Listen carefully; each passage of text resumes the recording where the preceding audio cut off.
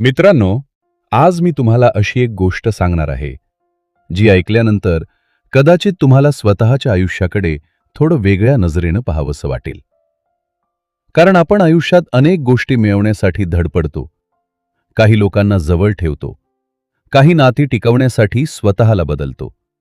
काही स्वप्न पूर्ण व्हावीत म्हणून रात्रंदिवस मेहनत करतो. पण एक प्रश्न आपण स्वतःला क्वचितच विचारतो. ज्या गोष्टीला मी इतकं घट्ट पकडून ठेवलंय, तिचा माझ्यावर किती परिणाम होत आहे? कधी एखाद्या व्यक्तीचा एक छोटासा रिप्लाय उशिरा आला तरी मन अस्वस्थ होतं. कोणी आपल्याशी पूर्वीसारखं बोललं नाही की आपण दिवसभर त्याचाच विचार करत राहतो. एखादं रिलेशनशिप संपतं, पण नातं संपल्यानंतरही त्याच्या आठवणी आपल्या मनात सुरूच राहतात. कधी एखादं स्वप्न पूर्ण झालं नाही तर आपल्याला वाटतं, कदाचित मीच अपयशी आहे. आणि कधी भविष्य आपल्या मनासारखं होईल की नाही या भीतीत आपण आजचा दिवसच जगायला विसरतो. म्हणजे विचित्र गोष्ट बघा. ज्या गोष्टी आपल्याला आनंद देण्यासाठी आपल्या आयुष्यात आल्या होत्या, त्याच गोष्टी कधीकधी आपल्या चिंता, भीती आणि अस्वस्थतेचं कारण बनतात. पण असं का होतं? आपण एखाद्या व्यक्तीवर प्रेम करतो म्हणून दुःखी होतो, की त्या व्यक्तीनं आपल्याप्रमाणेच वागावं, आपल्या सोबतच राहावं, आपल्याला कधीच सोडू नये या अपेक्षेमुळे? आपण आपल्या फ्युचरसाठी मेहनत करतो म्हणून तणावात असतो, की फ्युचर आपल्या कंट्रोलमध्ये असावं या हट्टामुळे? आणि कदाचित आपल्याला त्रास देणारी गोष्ट नेहमी ती गोष्ट नसते, तर तिच्याशी जोडलेली आपली पकड असते. हे समजून घेण्यासाठी एक छोटासा प्रसंग कल्पना करा. एका अंधाऱ्या खोलीत एक माणूस रात्रभर एकटाच बसला होता. त्याच्यासमोर एक छोटासा दिवा जळत होता. दिवा त्याला अंधारापासून वाचवत होता. पण त्या माणसाला अंधाराची भीती नव्हती. त्याला भीती होती, हा दिवा विझला तर. म्हणून तो प्रत्येक काही मिनिटांनी उठायचा, दिव्यात तेल आहे ना हे पाहायचा, आणि पुन्हा थोडं तेल टाकायचा. पुन्हा बसायचा, पुन्हा उठायचा, आणि असं करत करत त्यानं संपूर्ण रात्र जागून काढली. त्याला वाटत होतं, मी या दिव्याला वाचवतोय. पण सकाळ झाली. खिडकीतून सूर्याची पहिली किरणं आत आली, आणि त्याला जाणवलं, दिव्याची आता गरजच उरली नव्हती. मग त्याला स्वतःवरच एक प्रश्न पडला. मी रात्रभर अंधारापासून वाचत होतो, की दिवा विझण्याच्या भीतीपासून? मित्रांनो, कदाचित ही फक्त त्या माणसाची गोष्ट नाही. कदाचित ही आपलीही गोष्ट आहे. आणि इथेच सुरू होतो दी आर्ट ऑफ डिटॅचमेंटचा खरा अर्थ. डिटॅचमेंट म्हणजे प्रेम करणं बंद करणं नाही. एखाद्यापासून दूर जाणं नाही. स्वप्न सोडणं नाही. तर एखादी गोष्ट आपल्या आयुष्यात असावी अशी इच्छा ठेवताना ती नसली तरी आपण पूर्ण आहोत हे स्वीकारण्याची ताकद. मित्रांनो, आज आपण पाहणार आहोत शुभम कुमार सिंह यांच्या दी आर्ट ऑफ डिटॅचमेंट या पुस्तकातून मिळणारे असे विचार जे आपल्याला शिकवतात, काही गोष्टी मिळवणं ही कला आहे. पण त्या गोष्टींना घट्ट पकडून न ठेवता त्यांच्यावर प्रेम करणं ही त्याहून मोठी कला आहे. कारण कदाचित शांत होण्यासाठी आपल्याला आयुष्यात काहीतरी नवीन मिळवण्याची गरज नाही. कदाचित आपल्याला फक्त काहीतरी जुनं घट्ट पकडून ठेवणं थांबवायचं आहे. चला तर मग समजून घेऊया दी आर्ट ऑफ डिटॅचमेंट. पॉइंट 1. प्रेम करा, पण मालकी हक्क ठेवू नका. मित्रांनो, एक छोटासा प्रश्न. एखाद्या व्यक्तीचा रिप्लाय उशिरा आला की तुम्ही किती वेळा तुमचा फोन चेक करता? एकदा, दोनदा, पाचदा? आणि मग मनात विचार सुरू होतात. काय झालं असेल? माझ्यावर नाराज आहे का? माझ्याशी पूर्वीसारखं बोलत का नाही? कधी कधी समोरच्या व्यक्तीने फक्त 2 तास रिप्लाय केलेला नसतो, पण आपल्या मनाने त्या 2 तासांमध्ये पूर्ण स्टोरी तयार केलेली असते. आणि गंमत अशी की घटना फक्त एक असते, रिप्लाय आलेला नाही. पण त्यावर आपण निर्माण केलेल्या कल्पना 100 असतात. इथूनच आपल्याला लव्ह आणि अटॅचमेंटमधला फरक समजायला सुरुवात होते. आपण एखाद्यावर प्रेम करतो, त्याची काळजी घेतो, त्याचं सुख आपल्याला महत्वाचं वाटतं. हे लव्ह आहे. पण जेव्हा मन म्हणायला लागतं, तो माझ्याप्रमाणेच वागला पाहिजे, तिने माझ्याशी असंच बोललं पाहिजे, त्याने मला कधीच सोडता कामा नये, तो दुसऱ्या कोणाला माझ्यापेक्षा जास्त महत्त्व देऊ नये, तेव्हा प्रेम हळूहळू अटॅचमेंटमध्ये बदलायला लागतं. कारण आता आपण त्या व्यक्तीवर प्रेम करत नाहीये, आपण त्या व्यक्तीच्या वागण्यावर आपली शांतता अवलंबून ठेवतोय. यासाठी एक सुंदर उदाहरण आहे. कल्पना करा, एक छोटासा पक्षी तुमच्या हातावर येऊन बसलाय. तुम्हाला तो खूप आवडतो. तुम्ही त्याच्याकडे प्रेमाने पाहता. तो तुमच्या हातावर स्वतःहून बसलेला आहे. तुम्ही हात उघडा ठेवला तर तो तुमच्या जवळ आहे, कारण त्याला तिथे राहायचंय. पण तुम्ही भीतीपोटी तुमची मूठ बंद केली तर पक्षी तुमच्या हातात राहील, पण आता तो तुमच्याजवळ स्वतःच्या इच्छेने नाही, तुमच्या पकडीमुळे आहे. आणि प्रेमातही हेच होतं. आपण कधीकधी म्हणतो, मी तुला खूप प्रेम करतो, म्हणून मला तुझ्यावर अधिकार आहे. पण खरं प्रेम अधिकार मागत नाही. खरं प्रेम समोरच्या व्यक्तीला श्वास घेण्याची जागा देतं. कारण अटॅचमेंटमध्ये आपल्याला व्यक्तीपेक्षा तिचं आपल्यासोबत राहणं महत्वाचं वाटतं. आणि यामागे एक खोल सायकोलॉजिकल पॅटर्न आहे. जेव्हा एखादी व्यक्ती आपल्यासाठी इमोशनली खूप महत्वाची बनते, तेव्हा तिच्या वागण्यातली अनसर्टनिटी आपल्याला अस्वस्थ करू शकते. रिप्लाय उशिरा आला, वागणं बदललं, थोडं अंतर जाणवलं, की आपलं मन त्या अनसर्टनिटीला सहन करण्याऐवजी कंट्रोल करण्याचा प्रयत्न करतं. म्हणून आपण पुन्हा मेसेज करतो, पुन्हा फोन चेक करतो, समोरच्याने काय विचार केलं असेल याचा अंदाज घेतो. म्हणजे आपल्याला प्रेमापेक्षा सर्टनिटी हवी असते. आणि म्हणून स्वतःला एक प्रश्न विचारा, मला ती व्यक्ती खरंच आनंदी हवी आहे, की ती व्यक्ती माझ्यामुळे आणि माझ्याप्रमाणेच वागावी असं मला वाटतं?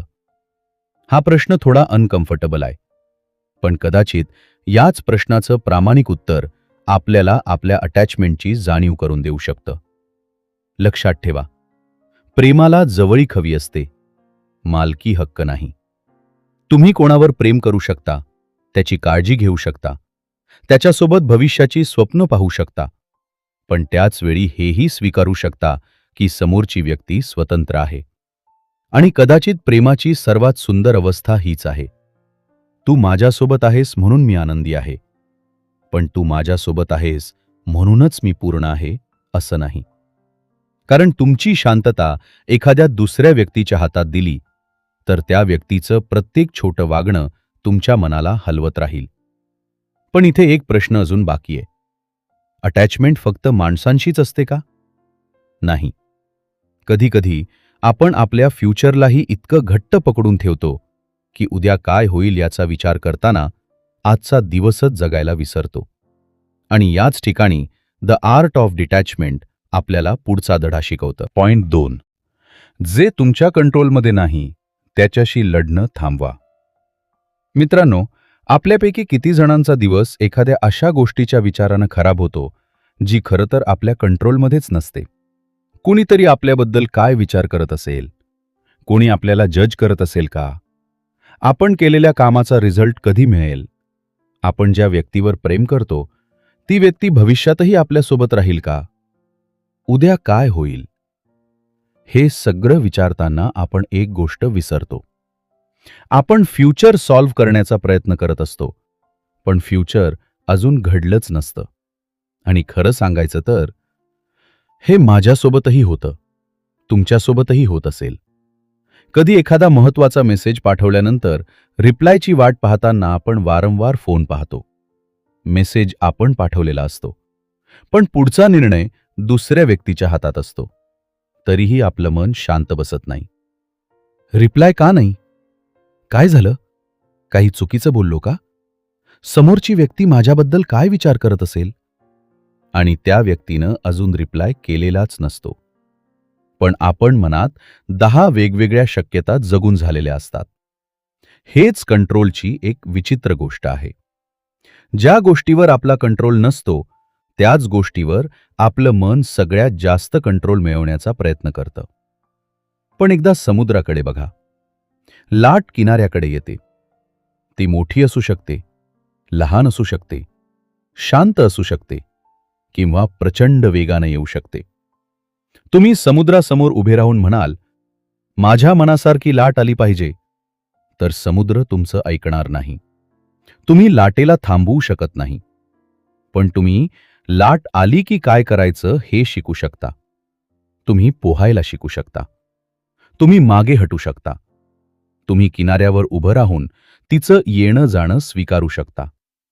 आणि आयुष्यही अगदी असंच आहे. तुम्ही दुसऱ्या व्यक्तीचे थॉट्स कंट्रोल करू शकत नाही, पण तुमची रिॲक्शन कंट्रोल करू शकता.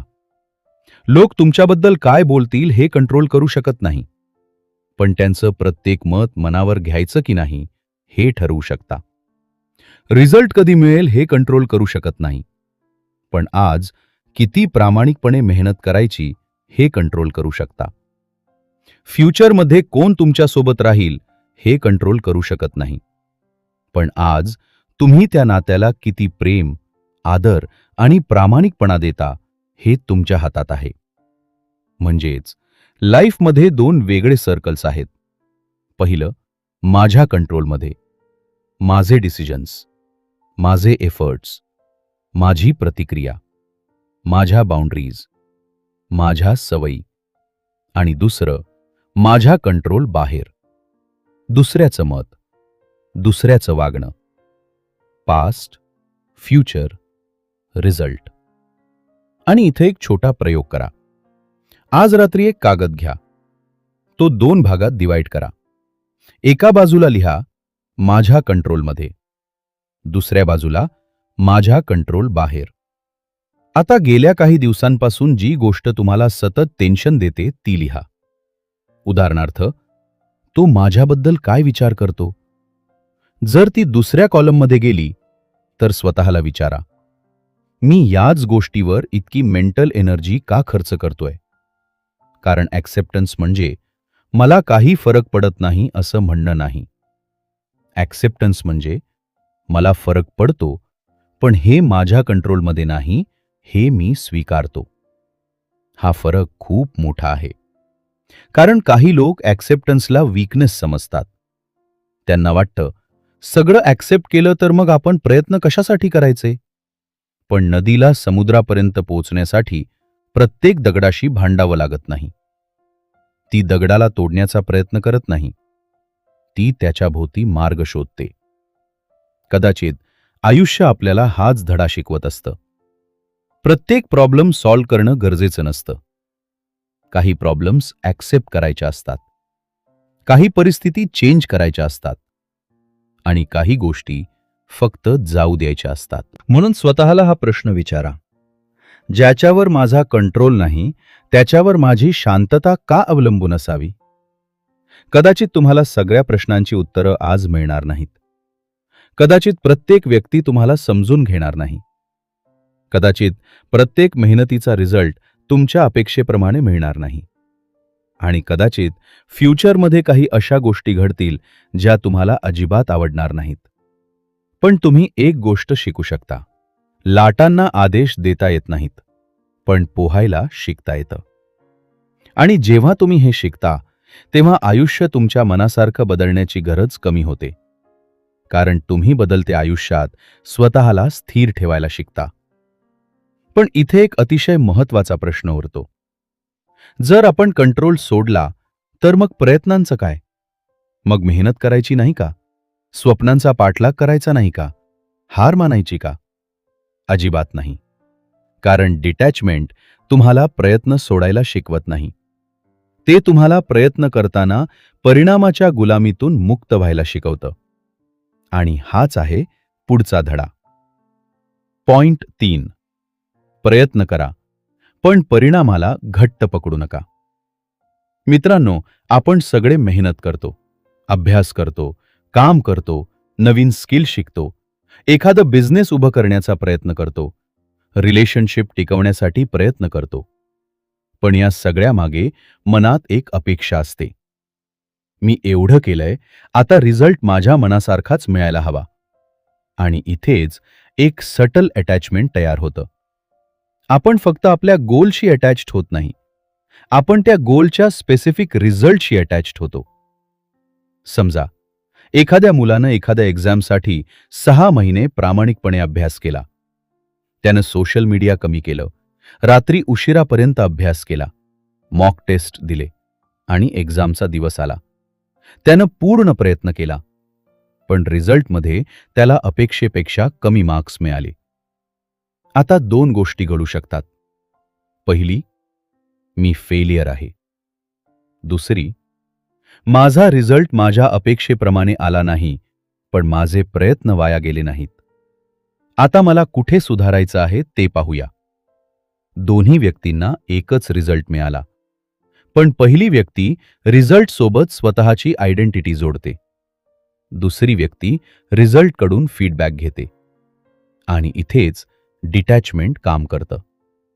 डिटॅचमेंट म्हणजे मला रिझल्ट नकोच असं म्हणणं नाही. उलट तुमचं गोल तुम्हाला खूप महत्वाचं असू शकतं. तुम्ही त्यासाठी पूर्ण मेहनतही करू शकता. पण तुमची मानसिक शांतता फक्त त्या एका रिझल्टवर अवलंबून नसावी. बी आणि झाड. तुम्ही एक बी जमिनीत पेरता, माती तयार करता, पाणी देता, सूर्यप्रकाश मिळेल याची काळजी घेता. तुमचं काम तुम्ही करत राहता. पण तुम्ही दर 2 तासांनी माती उकरून पाहिलत, मुळं आली का? तर तुम्ही झाडाला वाढण्यासाठी लागणारी शांतता देणारच नाही. काही गोष्टींना वेळ लागतो. आणि आपण अनेकदा रिझल्टच्या घाईत प्रोसेसच खराब करून टाकतो. आज मेहनत केली, उद्या रिझल्ट हवा. 2 दिवस प्रयत्न केले, तिसऱ्या दिवशी म्हणतो काही फायदा होत नाही. पण जीवनाचं गणित नेहमी इतकं इमिडिएट नसतं. काही एफर्ट्सचा रिझल्ट लगेच दिसतो, काहींचा काही महिन्यांनी आणि काहींचा कदाचित पूर्णपणे वेगळ्या स्वरूपात मिळतो. म्हणून स्वतःला एक प्रश्न विचारा, मी माझ्या प्रयत्नांवर लक्ष देतोय की प्रत्येक क्षणी रिझल्ट चेक करतोय? कारण रिझल्टवर जास्त अटॅचमेंट असेल तर प्रत्येक छोटा सेटबॅक आपल्याला हलवतो.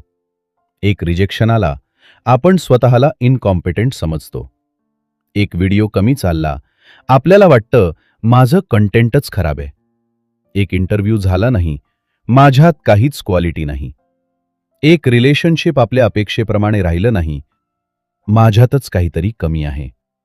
पण एका रिझल्टला तुमची पूर्ण आयडेंटिटी ठरवण्याचा अधिकार का द्यायचा?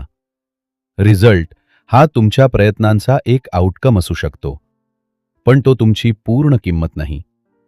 म्हणून आज एक छोटा प्रयोग करा. तुमच्या आयुष्यातलं एक गोल लिहा आणि त्याच्या खाली 2 गोष्टी लिहा. माझ्या हातात काय आहे आणि माझ्या हातात काय नाही. उदाहरणार्थ तुम्हाला यूट्यूब चॅनल ग्रो करायचं असेल तर तुमच्या हातात स्क्रिप्ट क्वालिटी, रिसर्च, कन्सिस्टन्सी, थंबनेलवरचा प्रयत्न, ऑडियन्स समजून घेणं. पण प्रत्येक व्हिडिओ किती लोक पाहतील? अल्गोरिदम कसा रिस्पॉन्ड करेल? कोणत्या दिवशी व्हिडिओ व्हायरल होईल? हे पूर्णपणे तुमच्या हातात नाही. मग तुमची एनर्जी कुठे जायला हवी? जिथे तुमचा प्रभाव आहे तिथे. कारण एफर्ट तुमच्या कंट्रोलमध्ये आहे, पण आउटकम अनेक फॅक्टर्सवर अवलंबून असतो. आणि हे स्वीकारणं म्हणजे अॅम्बिशन कमी करणं नाही. उलट हे तुम्हाला अधिक शांतपणे आणि सातत्याने काम करण्याची ताकद देतं. एक सुंदर विचार लक्षात ठेवा. तुमची जबाबदारी प्रयत्नांची आहे, प्रत्येक परिणामाची नाही. तुम्ही बी पेरा, माती तयार करा, पाणी द्या, सूर्यप्रकाश मिळू द्या आणि मग त्याला वाढण्यासाठी जागा आणि वेळ द्या. कारण काही वेळा आपण अपयशी नसतो, आपण फक्त इम्पेशंट असतो. आणि इथेच डिटॅचमेंट आपल्याला एक वेगळं फ्रीडम देतं. पूर्ण ताकदीने प्रयत्न करा, पण रिझल्ट तुमच्या मनाप्रमाणेच झाला पाहिजे या अटीवर आयुष्य जगू नका. कारण जेव्हा तुम्ही आउटकमची भीती कमी करता, तेव्हा तुमचं लक्ष पुन्हा प्रोसेसवर येतं. आणि प्रोसेसवर लक्ष आलं की काम अधिक चांगलं होतं. पण मित्रांनो, फ्युचरच्या रिझल्टशी अटॅचमेंट कमी करणं आपण शिकलो. कंट्रोल सोडणंही शिकलो.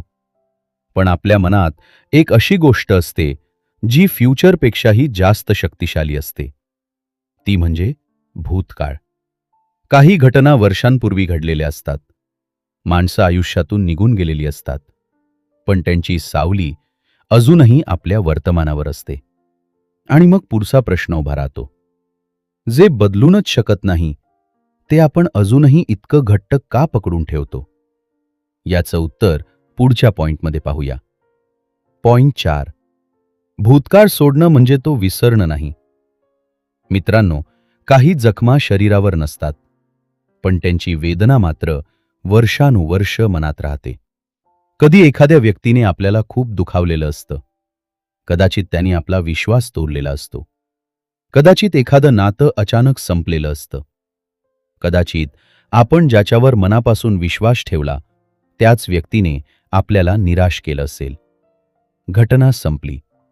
माणूस आयुष्यातून निघून गेला. पण मन अजूनही तिथेच अडकलेलं असतं.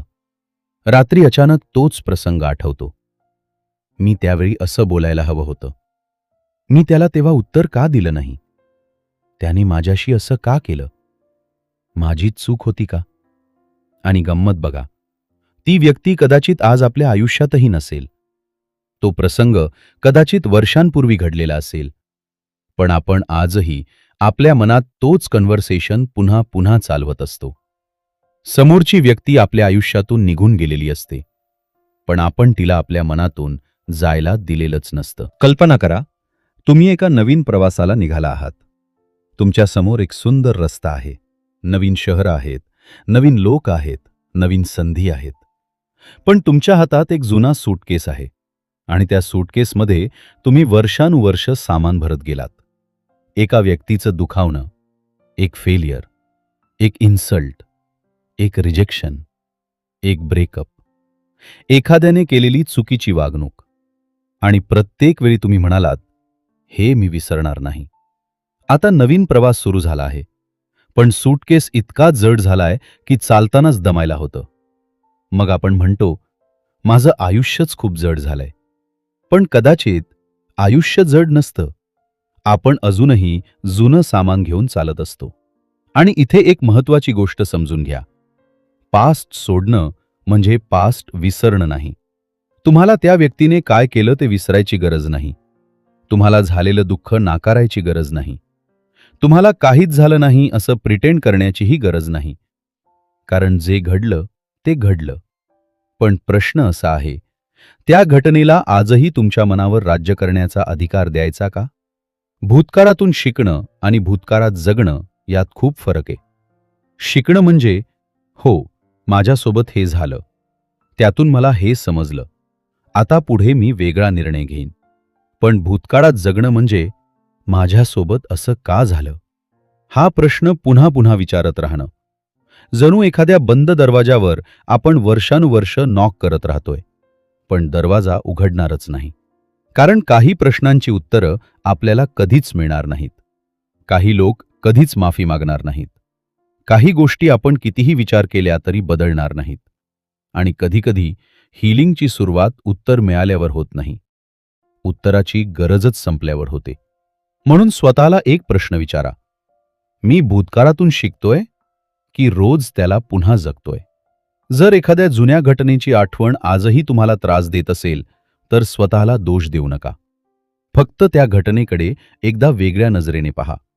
ही माझ्या आयुष्यात घडलेली एक घटना आहे, पण हीच माझी संपूर्ण ओळख नाही. तुमच्यासोबत वाईट गोष्ट घडली असेल, पण याचा अर्थ तुमचं संपूर्ण आयुष्य वाईट असायलाच हवं असं नाही. एखाद्या व्यक्तीने तुमचा विश्वास तोडला असेल, पण याचा अर्थ प्रत्येक माणूस तसाच असेल असं नाही. एक रिलेशनशिप संपलं असेल, पण याचा अर्थ प्रेम संपलं असं नाही. एक फेलियर आलं असेल, पण याचा अर्थ तुमची क्षमता संपली असं नाही.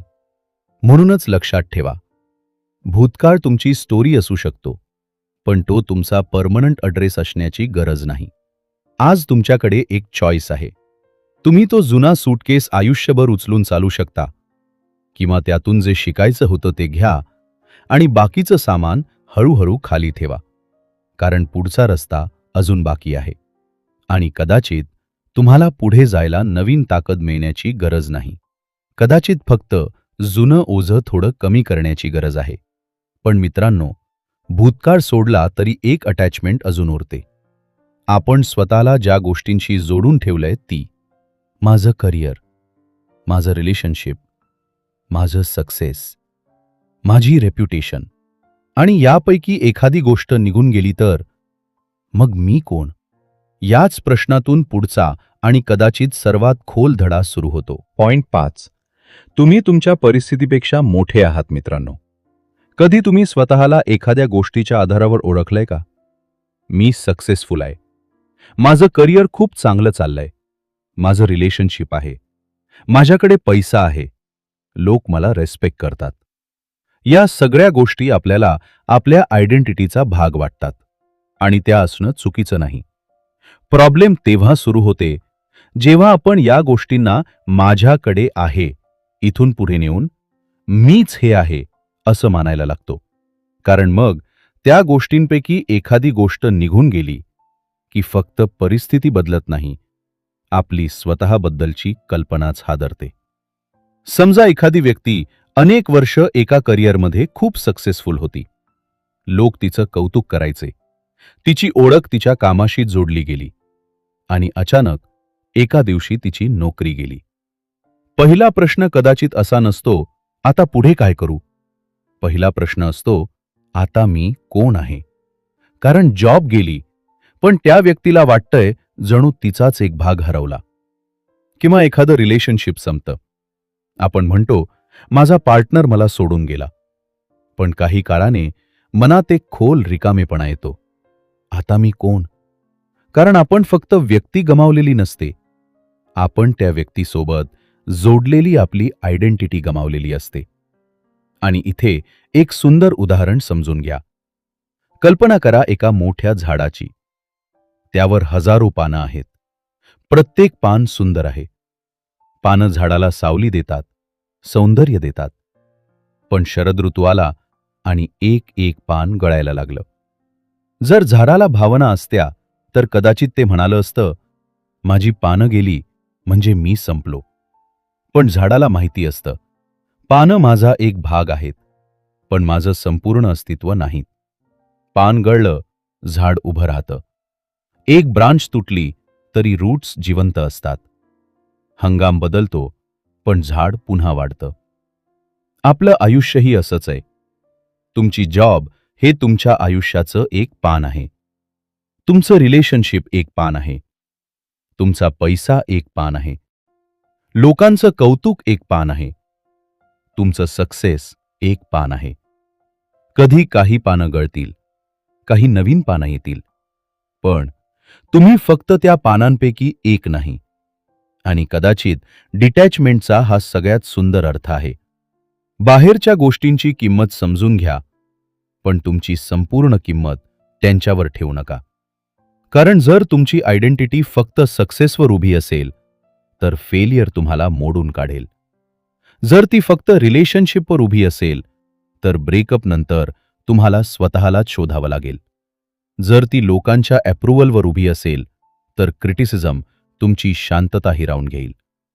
म्हणून स्वतःला एक कठीण प्रश्न विचारा.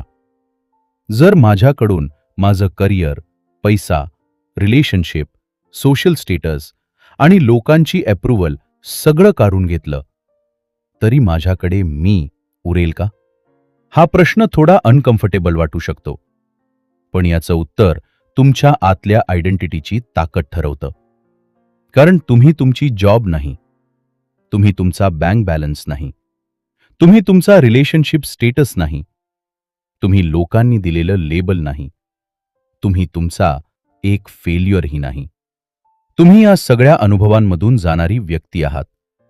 आणि हे समजलं की एक वेगळाच फ्रीडम मिळतो. सक्सेस मिळालं, छान, त्याचा आनंद घ्या. रिलेशनशिप सुंदर आहे, त्याची किंमत जाणून घ्या. पैसा आहे, त्याचा योग्य उपयोग करा. लोक रिस्पेक्ट करतात, कृतज्ञ रहा. पण मनात एक जागा अशी ठेवा जिथे हे सगळं बदललं तरी तुम्ही स्वतःला हरवणार नाही. कारण आयुष्य कायम एकसारखं राहत नाही. आज ज्याचं कौतुक होतं उद्या त्याच्यावर टीका होऊ शकते. आज जे आहे उद्या कदाचित नसेल. आजचा रिलेशनशिप उद्या वेगळा असू शकतो. आजची परिस्थिती उद्या बदलू शकते. पण तुमच्यात एक अशी जागा आहे जिथून तुम्ही पुन्हा सुरुवात करू शकता. म्हणून लक्षात ठेवा, तुमच्या आयुष्यातून एखादी गोष्ट निघून जाऊ शकते, पण त्यामुळे तुमच्यातलं तुम्ही निघून जात नाही. आणि कदाचित याच क्षणी आपण सुरुवातीच्या त्या दिव्याकडे पुन्हा पाहू शकतो. दिवा विझला तर अंधार काही काळ जाणवेल, पण सूर्य उगवण्याची शक्यता संपत नाही. एक पान गळलं तर झाड मरत नाही. एक चॅप्टर संपला तर पुस्तक संपत नाही. आणि तुमच्या आयुष्यातला एक भाग संपला तर तुमची स्टोरी संपत नाही. पण आता शेवटचा प्रश्न उरतो. जर आपण प्रेम करू शकतो, प्रयत्न करू शकतो, स्वप्न पाहू शकतो, नाती जपू शकतो आणि तरीही त्यांना आपल्या अस्तित्वाची अट बनू देत नाही, तर त्या अवस्थेला नेमकं काय म्हणायचं? कदाचित यालाच खरी मोकळीक म्हणतात. आणि हाच द आर्ट ऑफ डिटॅचमेंट मधला पुढचा आणि अंतिम धडा आहे. पॉइंट 6. डिटॅचमेंट म्हणजे मोकळेशेपणाने जगण्याची कला. मित्रांनो, आतापर्यंत आपण एक गोष्ट समजून घेतली. प्रेम करा, पण समोरच्या व्यक्तीला कंट्रोल करू नका. प्रयत्न करा, पण प्रत्येक रिझल्ट आपल्या मनासारखा झाला पाहिजे या हट्टात अडकू नका. भूतकाळातून शिका, पण त्याचं ओझं घेऊन वर्तमानात जगू नका. आणि सर्वात महत्वाचं, तुमची आयडेंटिटी बाहेरच्या गोष्टींवर उभी करू नका. पण मग प्रश्न असा येतो, हे सगळं समजल्यानंतर प्रत्यक्ष आयुष्यात जगायचं कसं? कारण पुस्तक वाचताना सगळं सोपं वाटतं. लेट गो करा, कंट्रोल सोडा, प्रेझेंटमध्ये जगा. पण खरी परीक्षा तेव्हा होते जेव्हा एखादी व्यक्ती आपल्याला दुखावते, जेव्हा आपलं स्वप्न पूर्ण होत नाही, जेव्हा आपण खूप प्रयत्न करूनही रिझल्ट मिळत नाही, जेव्हा एखादी गोष्ट आपल्या हातातून निसटते. तेव्हा डिटॅचमेंट म्हणजे नेमकं काय? कल्पना करा, तुम्ही एक गाडी चालवत आहात. गाडीत तुमच्यासोबत अनेक प्रवासी आहेत.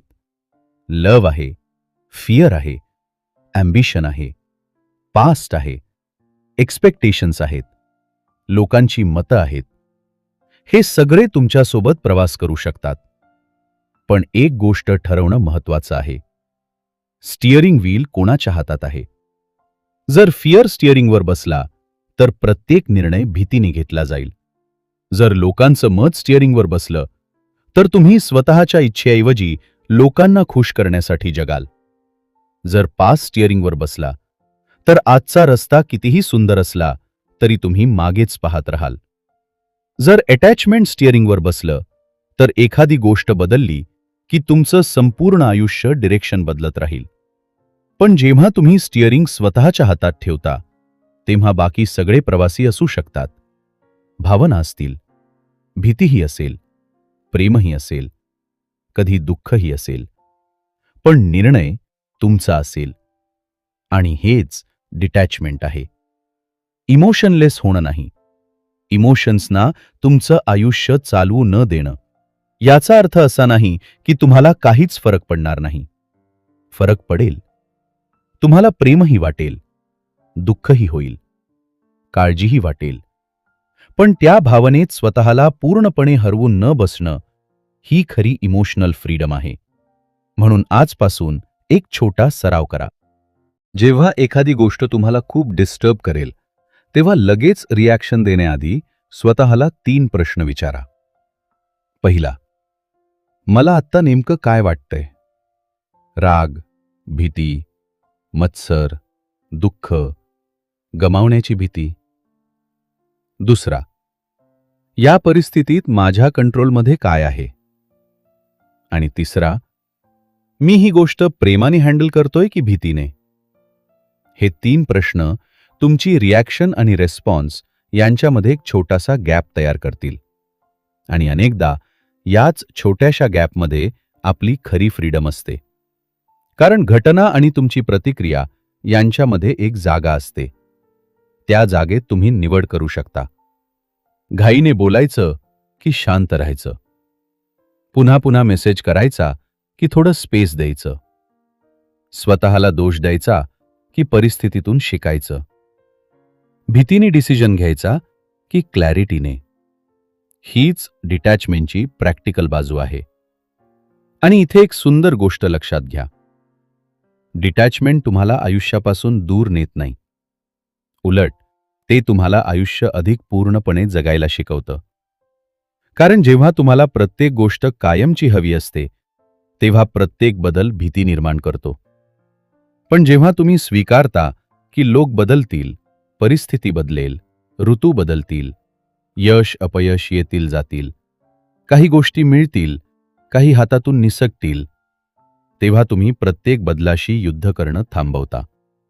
आणि मग पहिल्यांदा तुम्हाला जाणवतं, आयुष्य कंट्रोल करण्यासाठी नाही, अनुभवण्यासाठी आहे. म्हणूनच तुम्ही प्रेम करा, मनापासून करा, स्वप्न पहा, मोठी पहा, पूर्ण ताकदीने मेहनत करा, नाती जपा, लोकांची काळजी घ्या, पण स्वतःला त्यांच्यात हरवू नका. कारण एखादी गोष्ट तुमच्या आयुष्यात असणं सुंदर आहे, पण तुमचं सुख फक्त त्या गोष्टीच्या अस्तित्वावर अवलंबून असणं धोकादायक आहे. आणि म्हणूनच या संपूर्ण पुस्तकाचा सार एका वाक्यात सांगायचा झाला तर, ज्या गोष्टींवर प्रेम करता त्यांना मनापासून जगा, पण त्यांना तुमच्या शांततेची किंमत बनू देऊ नका. कदाचित डिटॅचमेंट म्हणजे हात रिकामे करणं नाही, तर हातात काय आहे याचा आनंद घेताना ते कधी निसटेल या भीतीतून स्वतःला मुक्त करणं आहे. आठवा, सुरुवातीला आपण एका माणसाला पाहिलं होतं, अंधाऱ्या खोलीत. समोर एक छोटासा दिवा, आणि तो रात्रभर त्या दिव्याला विझू नये म्हणून जागा होता. पण सकाळी त्याला कळलं, त्याला दिव्याची नाही, दिवा विझण्याची भीती होती. कदाचित आपल्या आयुष्यातही काही असेच दिवे आहेत. एखादी व्यक्ती, एखादं नातं, एखादं स्वप्न, एखादी जुनी आठवण, एखादं यश, आणि आपण त्यांना जपण्याच्या प्रयत्नात स्वतःचीच शांतता गमावत आहोत. म्हणून आज स्वतःला एक शेवटचा प्रश्न विचारा. मी आयुष्यात कोणत्या गोष्टीवर इतकी घट्ट पकड ठेवली आहे की तिच्याशिवाय मी स्वतःला अपूर्ण समजू लागलो आहे? कदाचित उत्तर एखाद्या व्यक्तीत असेल, कदाचित एखाद्या जुन्या आठवणीत, कदाचित एखाद्या स्वप्नात, आणि कदाचित स्वतःबद्दलच्या एखाद्या जुन्या कल्पनेत. पण जेव्हा तुम्ही ती पकड थोडी सैल कराल, तेव्हा कदाचित काहीतरी तुमच्याकडून निघून जाणार नाही. उलट तुमच्यातलं काहीतरी परत तुमच्याकडे येईल, तुमची शांतता.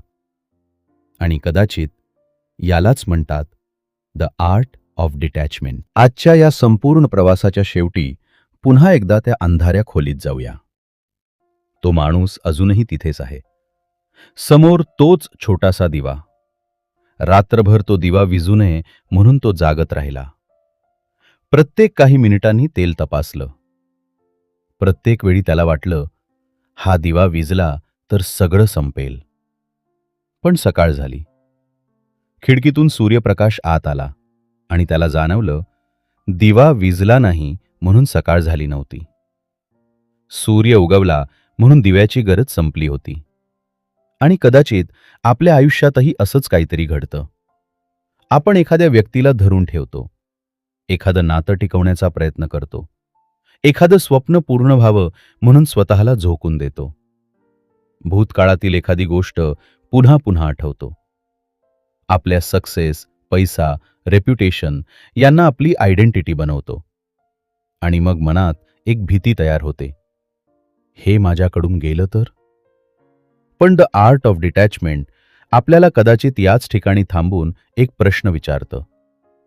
जर एखादी गोष्ट तुमच्याकडून निघून गेली तर खरंच तुम्ही कमी होता का? नाही. एक रिलेशनशिप संपलं, तुमची प्रेम करण्याची क्षमता संपली नाही. एक फेलियर आलं, तुमची क्षमता संपली नाही. कोणी तुम्हाला नाकारलं, तुमची किंमत कमी झाली नाही. भूतकाळात काही चुकीचं घडलं, तुमचं भविष्य तिथेच अडकून राहण्याची गरज नाही. आणि एखादी गोष्ट तुमच्या कंट्रोलच्या बाहेर आहे, तर तिच्यावर तुमची शांतता अवलंबून ठेवण्याचीही गरज नाही. म्हणून डिटॅचमेंट म्हणजे सगळं सोडून देणं नाही, नात्यांपासून पळून जाणं नाही, भावना मारून टाकणं नाही, महत्वाकांक्षा सोडणं नाही. डिटॅचमेंट म्हणजे प्रेम करणं, पण मालकी हक्काशिवाय. प्रयत्न करणं, पण परिणामाच्या गुलामीशिवाय. भूतकाळातून शिकणं, पण त्याचं ओझं न वाहता. स्वतःची ओळख बाहेरच्या गोष्टींपेक्षा मोठी ठेवणं. आणि शेवटी आयुष्याला घट्ट पकडून ठेवण्याऐवजी त्याला वाहू देणं. कारण नदीला समुद्रापर्यंत पोचण्यासाठी प्रत्येक दगडाशी लढावं लागत नाही. ती फक्त वाहत राहते. काही दगड तिचा मार्ग बदलतात, काही वळणं तिला थांबवतात, पण ती पुन्हा पुढे जाते. कदाचित आपल्यालाही तसंच करायचं आहे. प्रत्येक गोष्ट आपल्या मनासारखी करण्याचा प्रयत्न नाही, तर प्रत्येक परिस्थितीत स्वतःला न हरवण्याचा प्रयत्न. म्हणून आज रात्री स्वतःला फक्त एक प्रश्न विचारा. मी आयुष्यात अशी कोणती गोष्ट घट्ट पकडून ठेवली आहे, जी आता मला धरून ठेवण्याऐवजी माझ्यावरच ओझं बनली आहे? कदाचित एखादी व्यक्ती, कदाचित एखादी आठवण, कदाचित एखादा राग, कदाचित एखादं अपूर्ण स्वप्न, किंवा कदाचित स्वतःबद्दलची एखादी जुनी कल्पना. आणि जर उत्तर मिळालं, तर लगेच सगळं सोडण्याची गरज नाही. फक्त पकड थोडी सैल करा. कारण कधीकधी आपल्याला आयुष्य बदलण्याची गरज नसते, फक्त आयुष्याला घट्ट पकडून ठेवणं थांबवण्याची गरज असते. आणि कदाचित मोकळे हात म्हणजे रिकामे हात नसतात. ते असे हात असतात जे उद्या काय येईल यासाठी जागा ठेवतात. जर या पुस्तकातील विचारांपैकी एखादा विचार तुमच्या मनाला स्पर्श करून गेला असेल, तर कमेंटमध्ये फक्त एक गोष्ट लिहा, मी आता काय सोडून देणार आहे. कारण कदाचित तुमची ती एक छोटीशी कमेंट तुमच्यासाठी एका नवीन सुरुवातीची पहिली पायरी असेल. आणि जर तुम्हाला अशाच पुस्तकांमधून मिळणारे विचार मराठीत, सोप्या आणि मनाला भिडणाऱ्या पद्धतीनं समजून घ्यायला आवडत असतील, तर चॅनलला सबस्क्राईब करा. व्हिडिओ आवडला असेल तर लाईक करा. आणि हा व्हिडिओ अशा व्यक्तीसोबत नक्की शेअर करा, जिला कदाचित आजही एखादी जुनी गोष्ट घट्ट पकडून ठेवली आहे. कदाचित तिला हा व्हिडिओ पाहून एक गोष्ट जाणवेल. सोडून देणं म्हणजे हरणं नाही. कधीकधी सोडून देणं म्हणजे स्वतःला पुन्हा मिळवणं असतं. मी भेटेन पुढच्या एका अशाच सुंदर पुस्तकाच्या प्रवासात. तोपर्यंत काही गोष्टी मनापासून जपा, काही गोष्टींपासून शिका, आणि ज्या गोष्टी तुमच्या हातात नाहीत त्यांना शांतपणे वाहू द्या. कारण आयुष्य जगण्याची कला फक्त काहीतरी मिळवण्यात नाही, तर योग्य वेळी काय धरून ठेवायचं आणि काय सोडून द्यायचं हे समजण्यात आहे. हीच आहे द आर्ट ऑफ डिटॅचमेंट.